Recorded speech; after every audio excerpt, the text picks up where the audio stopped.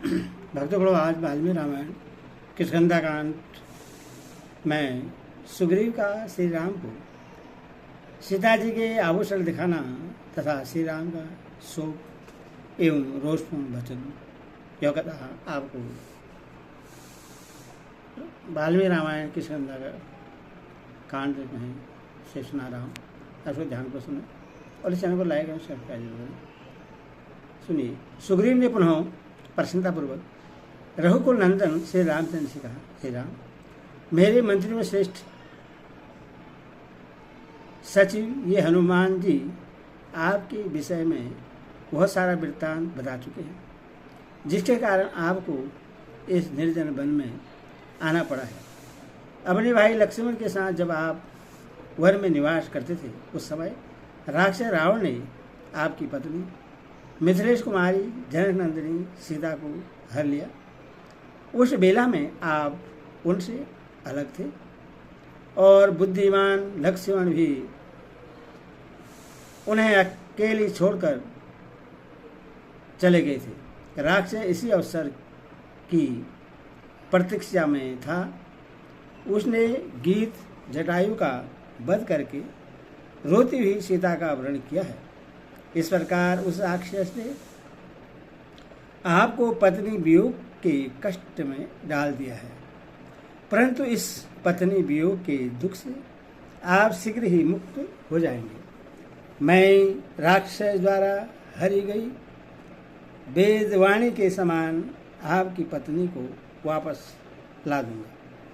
सरुद्वन श्री राम, आपकी भार्या सीता पैताल में हो या आकाश में, मैं उन्हें ढूंढ लाकर आपकी सेवा में समर्पित कर दूंगा।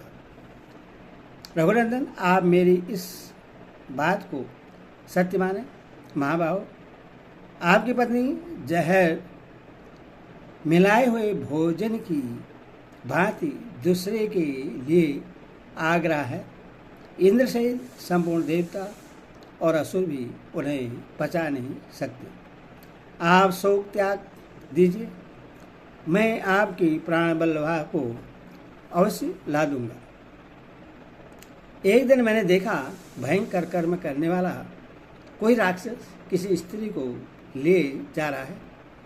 मैं अनुमान से समझता हूँ कि मिथिलेश कुमारी सीता ही रही होगी। इसमें श्रेयस नहीं है, क्योंकि वे टूटे हुई स्वर में हा राम, हा राम, हा लक्ष्मण पुकारती हुई रो रही थी तथा रावण की गोद में नागराज की बधू नागिनी की भांति छटपटाती हुई प्रकाशित हो रही थी। 4 मंत्रियों से 5वां में इस शैल शिखर पर बैठा हुआ था। मुझे देखकर देवी सीता ने अपनी चादर और कई सुंदर आभूषण ऊपर से गिराए। रघुनंदन, वे सब वस्तुएं हम लोगों ने लेकर रख ली हैं। मैं अभी उन्हें लाता हूँ, आप उन्हें पहचान सकते हैं।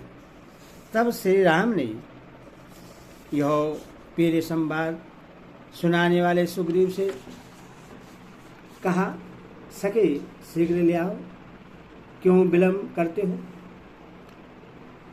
उनके ऐसा कहने पर सुग्रीव शीघ्र ही श्री रामचंद्र जी का प्रिय करने की इच्छा से पर्वत की एक गहन गुफा में गए और चादर तथा वे आभूषण लेकर निकल आए। बाहर आकर वानरराज ने, लीजिए यह देखिए, ऐसा कहकर श्री राम को वे सारे आभूषण दिखाए।